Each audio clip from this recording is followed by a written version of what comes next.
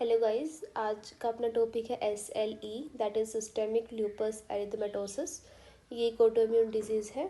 तो इसके अंदर हम क्या पढ़ने वाले हैं? बेसिकली एरिथेमेटोसिस का मतलब होता है कि redness. Okay. And systemic lupus erythematosus में है कि हमारी बॉडी की ऑलमोस्ट बहुत सारे ऑर्गन्स को ये डिजीज़ इन्वॉल्व करेगी, उनकी इन्फ्लेमेशन होगी, रेडनेस अपने स्किन के ऊपर हमें दिखेगी। पर्टिकुलर उसका पैटर्न होता है, लाइक डिस्कॉइड हो गया, फेस के ऊपर अपनी मेलर रैश होगी, वो हम आगे देखेंगे सब कुछ। ठीक है, तो ये SLE के बारे में हम करेंगे अभी। तो यहाँ पे कुछ एक पॉइंट्स हैं जो आपको MCQ वगैरह में हेल्प करेंगे। सो बेसिकली SLE अपना type 2 and type 3 hypersensitivity reaction का कॉम्बिनेशन है। It is associated with the complement deficiency as well. Okay, C1 C2 and C4 जो अर्ली कॉम्प्लीमेंट के प्रोटीन्स है अपने वो वाले। It is more common in the females, क्योंकि अपनी ऑटोइम्यून डिजीज़ बेसिकली फीमेल्स में ज़्यादा कॉमन होती है। 9:1 ये दिया हुआ था रॉबिन्स में कि 17 से 15 ईयर्स की एज वालों में 9:1 होता है, यानी कि 9 फीमेल्स को तो एक मेल को होगी। चिल्ड्रन या फिर ओल्ड एज के अंदर 2:1 होता है। It is also associated with the Klinefelter syndrome and cell death जो इसके अंदर होते हैं that is associated with nets.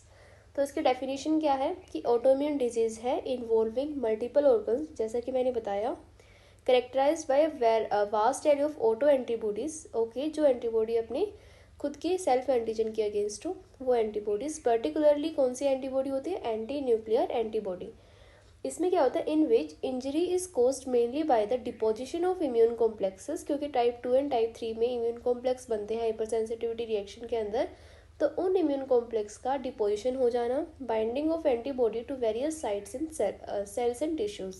So basically क्या हो रहा है, SLE एक ऐसी डिजीज़ है जिसमें बहुत सारे ऑर्गन्स इन्वॉल्व होते हैं। एंड ये होती क्यों है? क्योंकि अपनी बॉडी की में सेल्फ एंटीजेंस के अगेंस्ट कुछ एंटीबॉडीज़ बन जाते हैं। Most commonly is ANA, anti nuclear antibody. तो वो जब एंटीजन एंटीबॉडी कॉम्प्लेक्सेस बनते हैं वो अपने डिपोजिट होते हैं अलग अलग जगह पे, या फिर जो एंटीबॉडीज़ बनी हैं वो भी अपने सेल्स टिश्यूज़ में डिपोजिट होती है, जिसकी वजह से SLE होती है। तो इसका हॉलमार्क क्या है? Production of auto antibodies, right. तो इसका जो क्राइटेरिया हम देखेंगे, टोटल 11 क्राइटेरिया हमें चाहिए होते हैं डायग्नोसिस को बनाने के लिए। तो उसको हम याद करेंगे। एक ट्रिक है MD सोप ब्रेन। तो M का मतलब है फर्स्ट वाला, M का मतलब अपना मेलार रैश, जो आपको यहाँ पे दिख रहा होगा इसके चिक्स पे, ये वाला जो रैश है। ठीक है, तो इसमें क्या होता है कि जो अपना नेजोलेबियल फोल्ड होता है, ये वाला पार्ट, ये स्पेयर्ड है। यहाँ पे आपको कोई रेडनेस नहीं दिखे ना, ये वाला पार्ट स्पेयर होता है। और यहाँ पे अपना ये वाला एक मेलर रैश में दिखता है। मोस्ट कॉमनली डिस्कॉइड रैश होता है, ऐसे दिख रहा है आपको। सेरोसाइटिस होती है, मैंने बताया इन्फ्लेमेशन भी होती है इस डिजीज के अंदर। तो प्लूराइटिस वगैरह हो सकता है, पेरिकार्डाइटिस हो सकता है। अल्सर्स होंगे, ओरल अल्सर्स होंगे, वो पेनलेस होते हैं। आर्थराइटिस होगा पर उसमें कोई जॉइंट की डिफॉर्मिटी वगैरह नहीं होगी। फोटो सेंसिटिविटी होती है इसके अंदर। ब्लड के अंदर WBC, हीमोग्लोबिन, प्लेटलेट सब कुछ कम हो जाता है। एंड हमें क्या दिखता है? एली सेल दिखती है, जो मैं अभी आपको आगे बताऊंगी। अब मैंने बताया किडनी वगैरह सब इन्वॉल्व होता है, बहुत सारे ऑर्गन। तो किडनी के अंदर ल्यूपस नेफ्राइटिस होता है। इस जो ल्यूपस नेफ्राइटिस है इसकी टोटल 6 क्लास होती है, 1 2 3 4 5 6। ठीक है, तो इसको अगर माइक्रोस्कोपिकली देखें तो हमें वायर एंड लूप लीजन्स दिखते हैं यहाँ पे।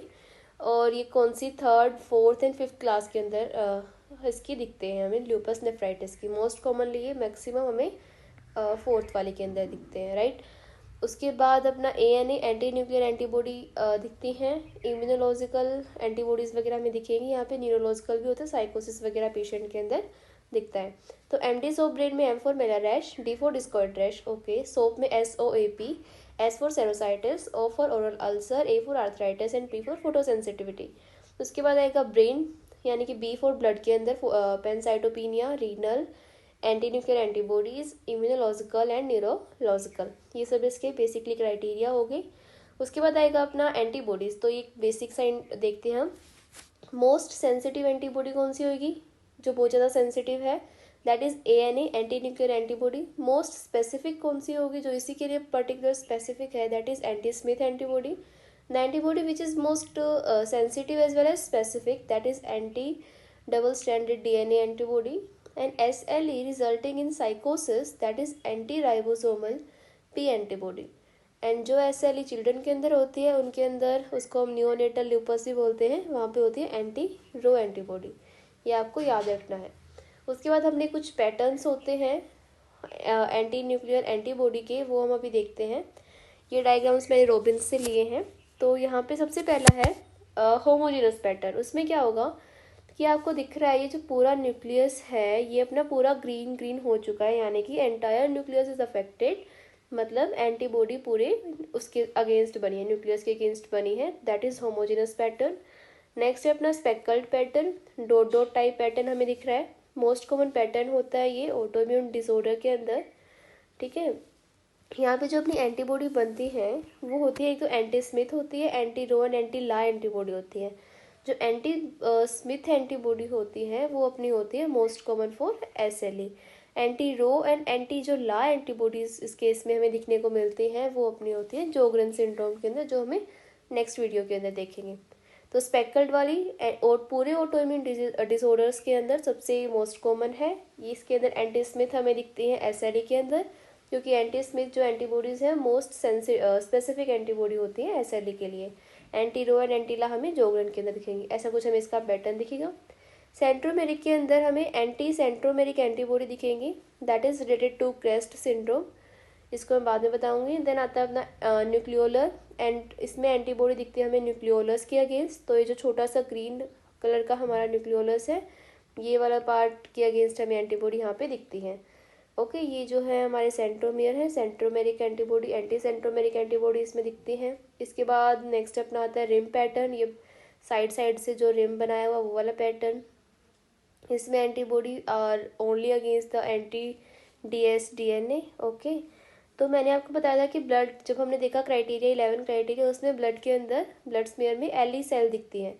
तो क्या है LE cell? LE is the basically lupus erythematosus cells होती हैं। तो इसमें होता क्या है कि न्यूट्रोफिल और द मोनोसाइट दैट है, ये बेसिकली बनती कैसे है ये सेल, जो न्यूट्रोफिल है अपने और जो मोनोसाइट्स हैं, that has engulf damaged nuclear material haematoxylin body. Okay, तो मतलब कि जो न्यूट्रोफिल और मोनोसाइट ने डैमेज न्यूक्लियर मटेरियल को इंगल्फ कर लिया है, उसको हम बोलते हैं हेमेटॉक्सिल इन बॉडी, जो डैमेज वाला पार्ट है न्यूक्लियर मटेरियल। तो उसको जब वो इंगल्फ कर लेते हैं तो उस केस में वो फिर हमारी LE सेल बन जाती है, ल्यूपस एरिथेमेटोसिस सेल्स बन जाती हैं। हेमेटॉक्सिलिन बॉडी का मतलब क्या है कि उसके अंदर क्या है, डैमेज न्यूक्लियर मटेरियल लेफ्ट है और वो हमें ब्लू कलर्ड बॉडी दिखती है।